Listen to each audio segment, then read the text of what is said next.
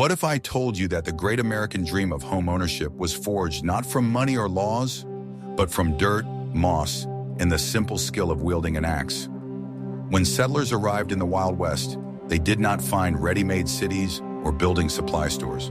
They were greeted only by endless forests and land that had to be tamed with their bare hands. This is not a story about cowboys or shootouts, but about the quiet, everyday heroism that built the country. It is about how one family, armed with only a few tools and an iron will, was able to turn a plot of wild forest into a fortress capable of withstanding both blizzards and scorching heat. This process was not just construction. It was a ritual of transforming raw nature into civilization. In this video, we will go all the way from the first blow of the axe on a living tree to the smoke coming out of the chimney of the finished hut. We will break down each stage, from selecting the perfect pine trees to mixing the very clay that sealed the walls from the icy wind. Watch the video to the end, and you will learn what one single element of the structure, created without a single nail, made these log houses practically eternal. What if I told you that everything you believed about building in the Wild West was untrue? We imagined brave individuals simply arriving and cutting down trees wherever they pleased. However, in reality, building a house was not only a physical act, but also a legal one. The Homestead Act of 1862 was the foundation of this process, offering 160 acres of land to anyone who was willing to cultivate it, and most importantly, build a permanent dwelling on it. This law dictated the settlers' first steps. Before putting an axe to a tree, a person had to find their plot, mark it out, and register their rights. Choosing a location was the first and most important decision on which survival depended. It was not just land, it was a compromise between access to water, availability of wood, and soil quality for future fields. Settlers rarely had the opportunity to bring many tools with them. The set consisted of the bare essentials: an axe, an adze, an auger, and possibly a saw. Nails were an incredible luxury and were valued by weight in silver, so the entire construction of the house had to do without them. This necessity gave rise to unique construction methods based on precise fitting and carpentry skills. The very act of selecting trees for felling was a science in itself. Straight, tall trunks of uniform thickness were needed, preferably pine, spruce, or oak, depending on the region. The pioneer had to mentally see his future home in the standing forest, estimating which tree would be used for the foundation and which for the walls. This required experience and a deep understanding of forest resources. Thus, the construction of a hut began not with cutting, but with planning. It was a statement of intent, a declaration that this land now had an owner. The first trunk cut down was not just a building material, but a symbol of the beginning of a new life. It was this balance between law, planning, and hard work that determined the success of the entire enterprise. Building a house was the first step toward creating a farm and securing the future. The quality of this first dwelling determined whether the family would survive the coming winter. It was not about comfort, but about basic shelter. We are very interested in hearing your point of view. What did you think about the construction process in the Wild West up to this point? Write about it in the comments and be sure to subscribe to our channel so you don't miss other stories about frontier development. Are you ready to learn the truth about how people actually chose a location for their home, when not only comfort, but also survival depended on it? The first thing a settler looked for was a reliable source of fresh water. The ideal location was considered to be near a stream or spring, but not in a low-lying area. A location at the bottom of a valley was risky due to spring floods and cold, damp air. Good drainage was the second most important factor. They tried to build their huts on a small hill or natural slope so that rainwater and meltwater would run off the foundation rather than accumulate under it. This prevented the lower logs from rotting, which were the most vulnerable part of the house. The ground beneath the house had to be firm, not swampy. The third factor was access to resources, primarily wood. Settlers had to find a balance. The house should not be too far from trees in order to minimize the effort required to transport heavy logs. At the same time, it had to be built at a sufficient distance to have a clean area around the dwelling and space for a future vegetable garden. The location in relation to the cardinal points was also of great importance. The front door and most of the windows, if planned, were oriented to the south or east. This allowed for maximum sunlight and heat during the day, which was critical during the cold months. The north side, which was most exposed to the wind, had to be the most solid. Once the location was chosen, the site was cleared of shrubs and turf. There was no foundation in the modern sense. Instead, large flat stones were laid at the corners of the future building. These stones served as supports and raised the first, most important crown of logs above the ground, protecting it from moisture and rot. Leveling these cornerstones was a critically important step. The settlers used primitive levels, or simply by eye, to ensure that all four corners were in the same horizontal plane. A mistake at this stage would lead to the entire structure being skewed, and it would be impossible to correct it later. A crown of 4 thick, sturdy logs was laid on top of these stones. They were carefully hewn and joined at the corners. These logs had to bear the weight of the entire house. They were often made of the strongest wood, such as oak, even if the rest of the hut was built of pine. Sometimes, if resources and time allowed, a shallow trench was dug around the entire perimeter of the house and filled with stones, creating a kind of strip foundation. This was very rare for the first temporary dwelling, but this approach immediately made the house more durable. Most often, only cornerstones were used to save precious time. The process of laying the foundation was slow and meditative. It did not require as much strength as felling a forest, but it did require precision and patience. Every detail, every stone, every first cut on a log determined the future of the house. It was a real, tangible beginning of construction. The foundation was ready, and now the builder faced the most difficult task, preparing dozens of identical logs for the walls. How did the settlers turn around trunks into smooth building blocks using only an axe? In the next chapter, we will talk about a tool that was not just an axe, but a true symbol of the era. I will reveal the best-kept secret of the frontier. The axe was not just a tool, it was an extension of the settler's arm, his main means of survival. But what if I told you that not all axes were the same? The true king of the Wild West was not the ordinary axe, but the specialized American axe, or settler's axe, which was itself the pinnacle of engineering at the time. Unlike its European counterparts, which were often heavy and unbalanced, the American axe was designed for efficiency. It had a distinctive blade shape, and most importantly, a perfectly balanced handle made of durable hickory, American walnut. This handle was curved, allowing for more powerful and accurate strikes with less fatigue. Each settler had at least 2 types of axes. The first was a felling axe. It had a relatively narrow but heavy blade designed to penetrate deep into the wood across the grain. It was used to cut down trees and chop off branches. The speed of the entire logging process depended on its sharpness and balance. The second, and no less important, was the broadaxe. This tool looked completely different. It had a very wide, flat blade, sharpened on only one side like a chisel. Its handle was short and often curved to the side to protect the worker's hands from the log being cut. This axe was not used for chopping, but for carving, removing splinters and turning a round log into a smooth beam. Caring for these tools was a daily ritual.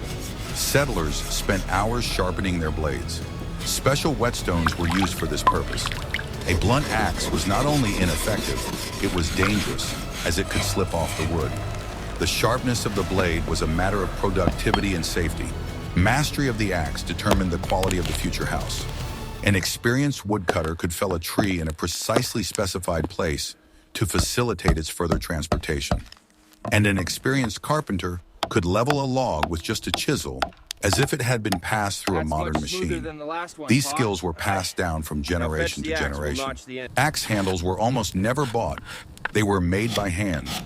Every man knew how to carve a new axe handle from a piece of hickory or ash, perfectly suited to his hand and his style of work. It was a deeply personal tool that often served its owner for a lifetime. The axe was versatile. It was used not only to build houses, but also to chop wood for the hearth, clear land for plowing, build fences, and make simple furniture. The entire material culture of the frontier was built with this simple but perfect tool. It was the key to transforming the wilderness into a livable space. The availability of a high-quality steel axe was one of the main advantages of the settlers. It was a product of the Industrial Revolution that allowed one person to do a huge amount of work. Without it, the development of America's forested areas would have been simply impossible. This unique focus on a single tool is the most unusual detail of the era. It was not the rifle, but the axe that was the main symbol of the pioneer. Like this video if you didn't know about this difference between axes and their significance. Guess how long it would take an experienced 19th century lumberjack to fell a tree with a diameter of half a meter? The answer may surprise you, no more than 30 minutes. But behind this speed were years of practice and a deep understanding of the process. Logging was the first truly dangerous and labor-intensive stage of construction. It all started with choosing trees. 50 to 100 straight trunks were needed for the log cabin. Settlers preferred pine or spruce because of their straight structure and relative ease of processing. Oak was stronger, but working with it was incomparably more difficult. Trees of approximately the same diameter were chosen so that the walls would be even. Before starting to cut, the woodcutter carefully prepared the work area.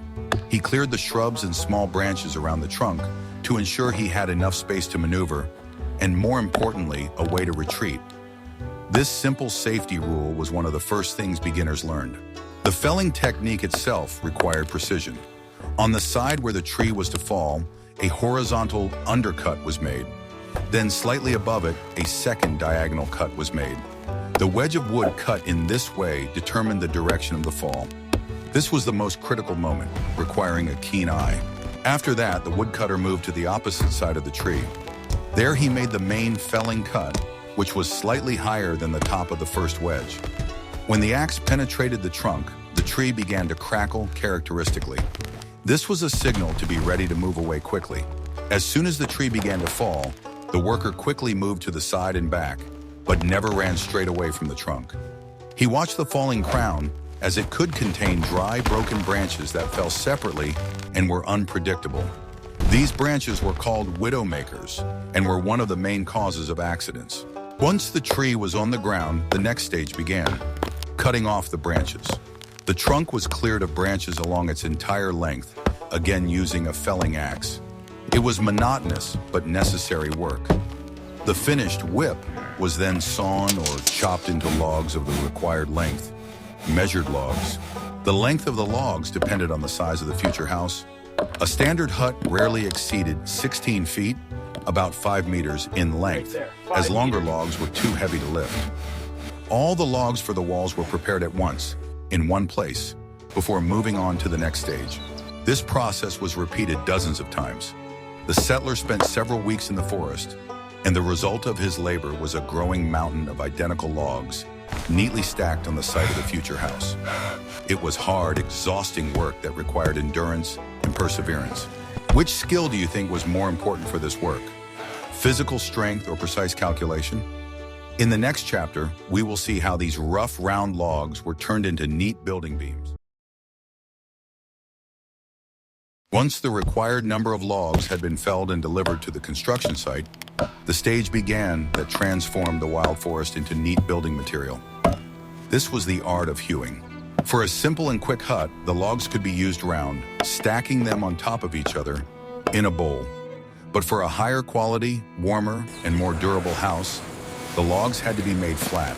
Most often, the logs were hewn on two opposite sides. This allowed for the creation of smooth interior and exterior walls. Such a hut looked neater, and it was easier to hang shelves or attach furniture to the smooth interior walls. In addition, the flat surfaces fit more tightly together, leaving fewer gaps. The hewing process required a special tool, a wide axe or adze. Before starting work, the log was firmly secured to the ground with wooden wedges. Then the builder climbed onto the log and marked out the future flat surface.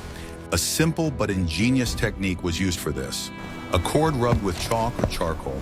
The cord was stretched along the entire log from one end to the other and then released. Hitting the bark, it left a perfectly straight chalk line. The same line was made on the opposite side. These two lines served as guides for the axe, determining the thickness of the future timber. Then the hardest part began. Taking a regular felling axe, the worker walked along the log, making frequent crosscuts. He chopped the wood from the edge to the chalk line. These cuts, called notches, were made every 20-30 centimeters. They made it easier to remove the bulk of the wood. After the entire log had been notched, the adze came into play. The worker walked along the log, cutting large pieces of wood between the notches. This rough work was called roughing. After that, the log took on a rectangular shape, but the surface remained uneven, with marks from the axe. The final stage was finishing. The worker would again take a wide axe and, standing on the log, would make neat sliding strokes from top to bottom. He would move backwards, removing a thin layer of wood and leveling the surface.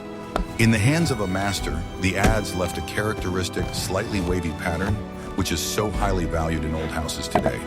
This process was incredibly laborious. It could take a whole day to plane one long log.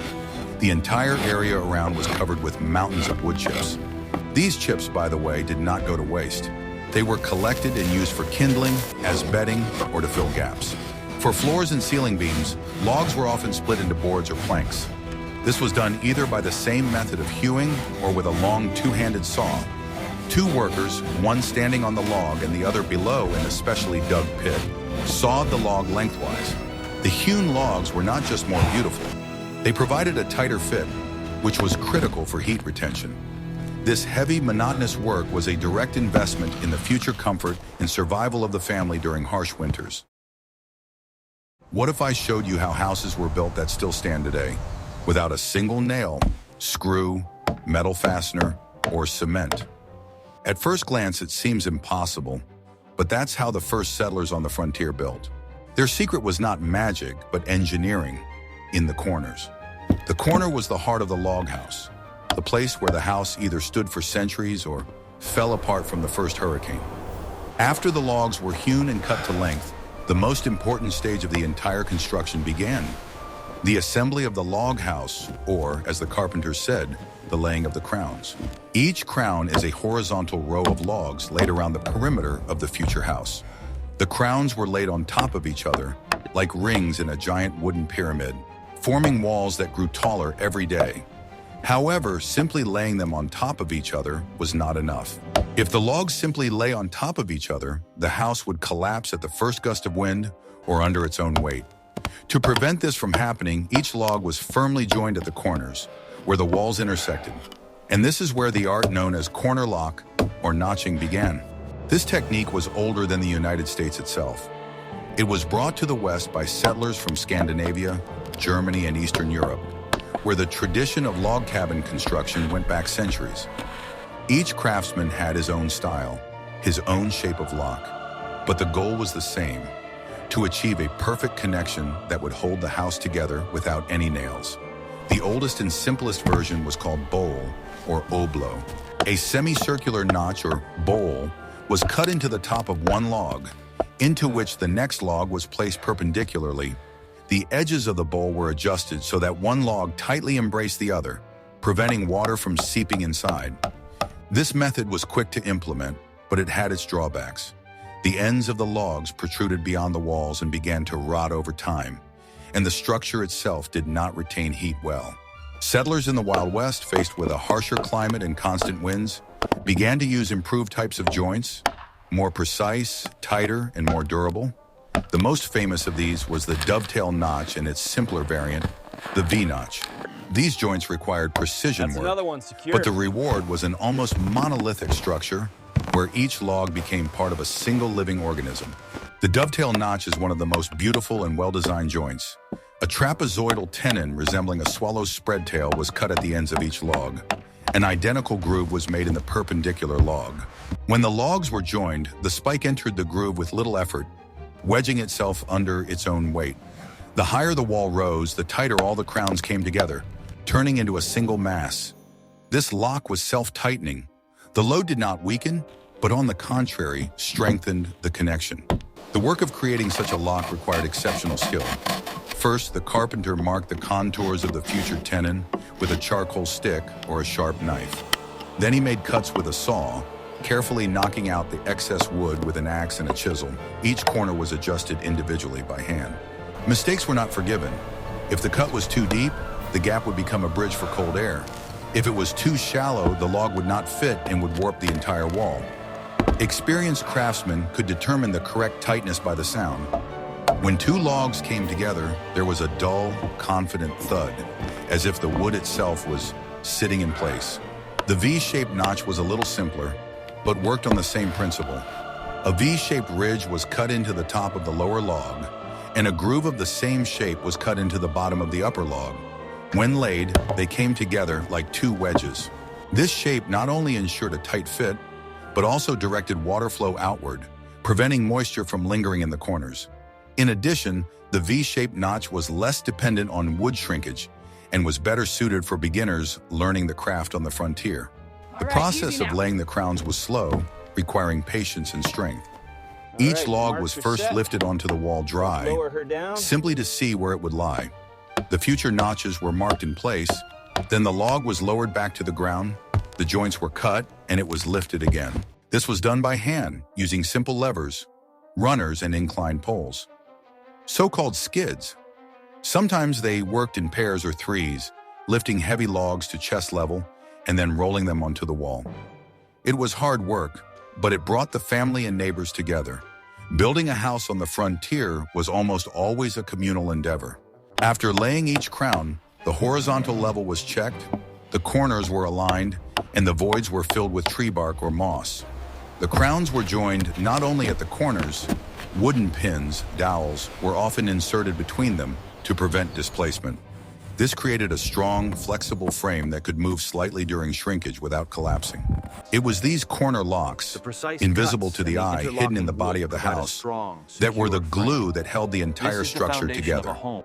Without a single metal nail, without glue, without cement, only wood, an axe, and human hands. These joints provided not only strength, but also tightness, keeping the heat inside even in 30-degree frost. This technology was passed down from generation to generation, from father to son, by word of mouth, from log cabin to log cabin. It formed a special culture of construction, not mechanical, but almost musical, where each stroke of the axe had its own rhythm. Thanks to it, thousands of houses built in the 19th century are still standing today, having survived blizzards, rains, and heat. Which aspect of this process seems most difficult to you? The precision of the hand, capable of cutting a perfect lock without templates, or the heavy physical labor of lifting a log weighing several hundred pounds to human height? In the next chapter, we will see how the craftsman solved an equally important task, sealing the joints between the logs, without which even a perfect log house would not retain heat. Let's take a closer look at the most perfect, but also the most complex type of corner joint used by settlers, the full dovetail. This technology was brought to America by European immigrants, especially from Germanic and Scandinavian regions, where it had been refined over centuries. The choice of this method indicated that the builder was planning a house for the ages. Unlike simple V-shaped notches, the dovetail joint solves several problems at once. Its complex trapezoidal shape not only firmly connected the logs at the corner, but also actively drained rainwater. The sloping planes of the tenon and groove were designed so that any moisture that fell on the corner did not linger, but immediately ran down. This made the corners of the house, its most vulnerable part, virtually immune to rot. In houses built using this technology, the logs in the corners are best preserved, even after a century and a half. It was an ingenious engineering solution based on a deep understanding of physics and the properties of wood. The process of cutting a dovetail was a real art. It required not only an axe, but also a good handsaw and a set of chisels. Marking was the most critical stage. The builder used a special template or simply marked the corner by eye, relying on his experience. Each log intended for a corner was processed with jeweler's precision. The upper and lower planes of the log were often hewn at a slight angle to create a slope for water drainage, not only in the corners, but also along the entire length of the wall. This required a tremendous amount of manual labor. In addition, the dovetail made the structure incredibly stable. The logs were wedged together in two planes. It was impossible to disassemble such a corner without lifting the entire wall. This gave the log house a monolithic strength that was so important in frontier conditions. In addition to corner locks, there was another trick to give the walls rigidity, especially if the door or window openings were wide. Vertical holes were drilled in the logs on both sides of the future opening. Long wooden rods, called dowels, were hammered into these holes with glue or by force. They tied several crowns together, preventing them from shifting. This method was often used to connect logs lengthwise if one trunk was not enough for the entire wall. Complex locks were cut into the ends of two logs, and they were joined together. This connection was also reinforced with wooden dowels. The use of a dovetail was a sign of wealth and skill. A settler who built such a house for himself invested not only time, but all his skill in it. He was not building a temporary shelter, but a family nest that was to serve his descendants. Today, these methods seem incredibly complex compared to the construction of a frame house. But it was precisely these methods that made it possible to create durable and warm dwellings from the only material available: wood. It was a triumph of craftsmanship over limitations. Erecting the walls was the most spectacular stage of construction. After weeks of tedious preparation on the ground, felling, trimming, and cutting logs, the house finally began to grow upward. This stage often required a collective effort. If a settler was building alone, he could only raise the first few crowns. The help of neighbors was needed to lift heavy logs to human height and above. There was a strong tradition of cabin raising on the frontier. The family that was going to build a house prepared logs, stones for the foundation, in a generous feast. On the appointed day, neighbors from all over the neighborhood gathered, and with their combined efforts, the log house grew to the roof in 1 or 2 days. This custom was not just an act of goodwill, but a form of social survival. Today you help your neighbor, and tomorrow when you need help building a barn or harvesting, he will help you. This united the community and made it possible to accomplish tasks that were beyond the capabilities of a single family. A simple but effective technique was used to lift the logs. 2 long, sturdy poles were placed along the growing wall, creating an inclined ramp. The logs were rolled up these ramps using ropes or levers. It was hard and dangerous work that required coordination and precision. As the walls grew, the builders immediately laid out the openings for doors and windows. This was one of the most difficult moments. To prevent the logs forming the opening from spreading apart, their ends were temporarily fastened together with a board. A vertical groove was cut into the ends of these logs. When the log house was ready, a sturdy wooden beam, a jamb or window frame, was driven into this groove. This beam rigidly fixed the ends of the logs, preventing them from shifting, and served as a frame for the future door or window. This was another technique that allowed construction without nails, while maintaining the strength of the structure. Sometimes, however, another method was used. First, a solid log house was erected without any openings. Only after the walls had been assembled to the required height were windows and doors cut into them. This was done with a 2-handed saw. This method allowed for more accurate marking of the openings, but was more labor-intensive. As the walls were raised, the first layer of insulation was immediately laid between the logs. This could be dried moss, tow, or simply wood shavings. This material filled in the natural irregularities of the wood and reduced gaps. But it was only a preliminary step before the final ceiling. The walls were raised to a height of about 7 to 8 feet, just over 2 meters. This height was sufficient for comfortable movement inside. After that, the roof construction stage began, which had its own unique challenges. Each log laid was a small victory. Watching the walls of your own house grow out of a pile of logs on the ground was a huge moral satisfaction. It was a visible, tangible result of many days of labor.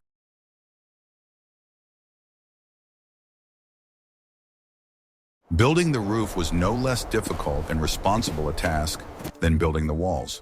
For the settler, this was not just a construction stage. It was the moment when the frame of his future home turned into a real dwelling. The roof had to perform several functions at once. It protected from rain and snowstorms, retained heat, and at the same time remained light enough not to destroy the walls under its own weight. In the conditions of the American frontier, where every log was cut by hand and tools were minimal, this became a real test of engineering ingenuity. Roofing materials were chosen based on what was available. Most often it was wood, the only universal material that served for walls, floors, and roofs. The roof structure had to be as simple as possible so that it could be erected without unnecessary calculations and with the help of 1 or 2 people. The most common option was a gable roof, reliable, stable, and easy to build even without complex tools. Its shape allowed snow to slide down easily without creating excessive load, and rainwater to quickly flow down the slopes without lingering on the surface. The first thing to do was to form the gables, the triangular end walls that determine the shape of the entire roof. They were made from the same logs as the walls of the house, only each subsequent log was slightly shorter than the previous one. Gradually, layer by layer, a triangular pyramid resembling a stepped wedge grew. The ends of the logs were hewn with an axe at the right angle to accurately replicate the slope of the future roof. The work required precision. An error of a few degrees could lead to the entire structure becoming skewed. When both gables were ready, the most crucial moment arrived. The installation of the ridge beam, or as it was called in the Russian north, the prince. It was the longest and heaviest log in the entire house, the main supporting beam of the roof. All subsequent elements rested on it. Lifting the prince to the top of the log house was a feat. It was necessary to use levers, ropes, and ladders, often manually without winches. This moment was considered the symbolic completion of the box of the house. It was then that the builders first saw the house take its final shape. After installing the ridge beam between the gables, several longitudinal beams, or slats, were laid parallel to it. These were thinner logs or poles that rested on the sloping logs of the gables and served as a support for the roofing. This system was surprisingly simple and extremely reliable. It did not require complex trusses and could be erected even by one person with sufficient perseverance. The frame was light but stable, ideally suited to the harsh winds of the frontier. When the roof base was ready, the most important stage began: roofing.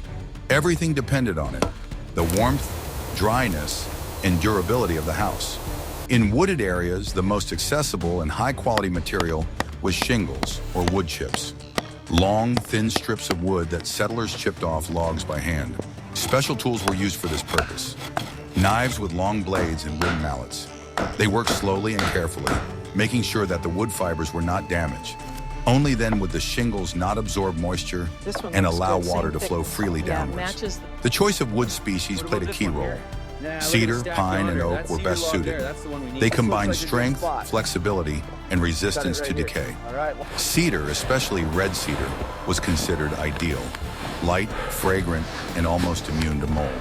Split shingles, unlike sawn boards, retained the natural grain of the wood and were therefore much stronger.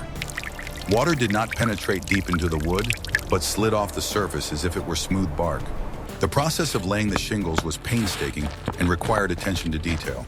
They started at the bottom, from the eaves, and moved up to the ridge. Each new row was laid overlapping the previous one to cover the joints. This created a dense, multi-layered covering resembling fish scales. It was almost airtight. Even during a downpour, water could not penetrate inside. In addition, such a roof breathed, allowing air to circulate freely, which prevented condensation and rot. The shingles were fastened in different ways. If a settler had iron nails, he would nail each plate by hand, a long but reliable job. However, iron was rare, especially in the far frontier, where blacksmiths were few and far between. Therefore, wooden pins, wedges, or flexible willow rods were most often used. Sometimes the shingles were pressed down from above with long poles that were attached to the purlins, creating a pressing effect, as in old roofs without nails. This required more effort, but made the roof resistant to wind. Such a roof was surprisingly durable. It could last 20 to 30 years with almost no repairs. Its lightness prevented wall deformation, and its structure allowed it to withstand heavy snowfalls. At the same time, it was relatively safe in terms of fire. Unlike straw, shingles burned slowly and smoldered rather than flared up. In areas where wood was scarce, straw, reeds, or grass were sometimes used, but the settlers knew very well that such a roof was a temporary measure, lasting a year or two at most. The completion of the roof was a turning point in the fate of the house. It was the moment when the building acquired a soul. From that day on, the house became truly protected from rain, wind, sun, and cold. Now it was possible to work inside without fear of bad weather.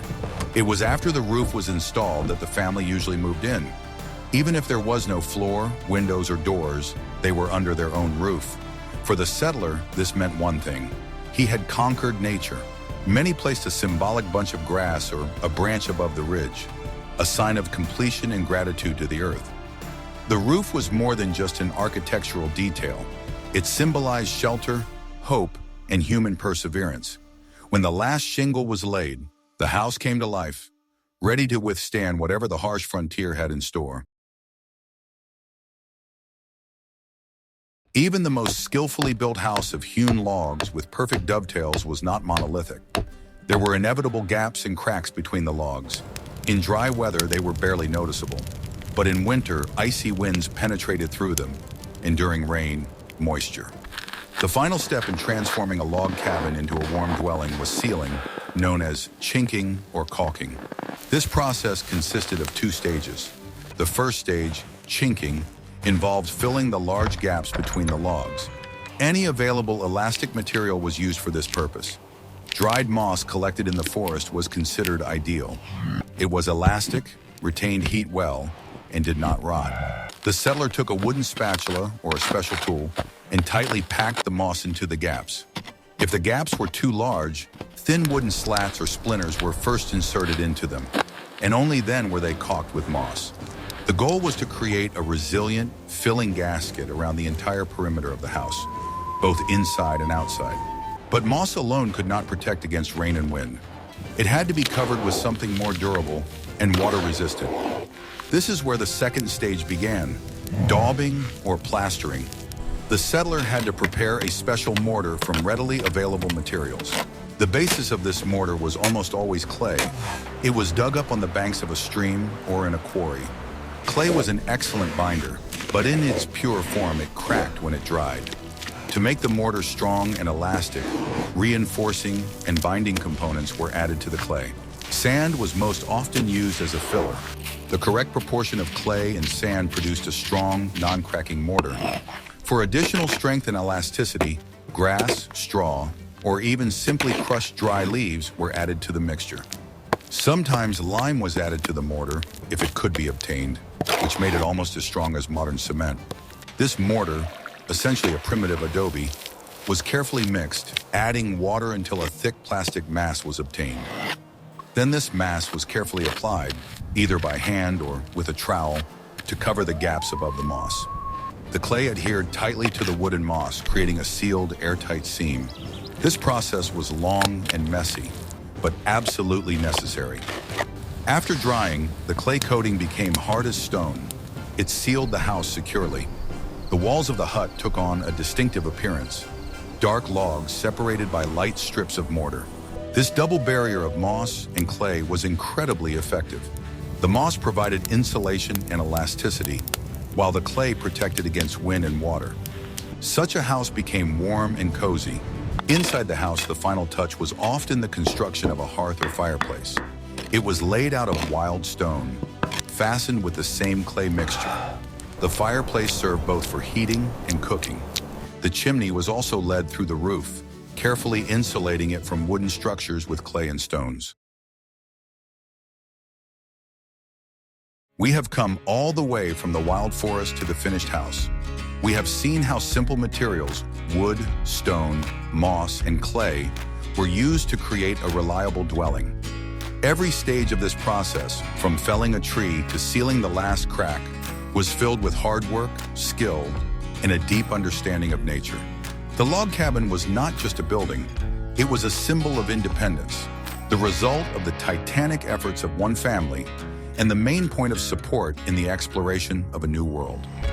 These houses, built without a single nail, were so sturdy that many of them still stand today, serving as a silent monument to the perseverance and ingenuity of the pioneers. This process shows how simple technologies, honed over centuries, allowed humans to survive and thrive in the harshest conditions. It was true survival architecture, where every axe stroke and every lump of clay was of vital importance. What other topics from the history of the American frontier would you like to see on our channel? Perhaps you are interested in the life of trappers in the Rocky Mountains or the construction of the first railroads? Suggest topics for future videos in the comments. And don't forget to subscribe so you don't miss our next research projects.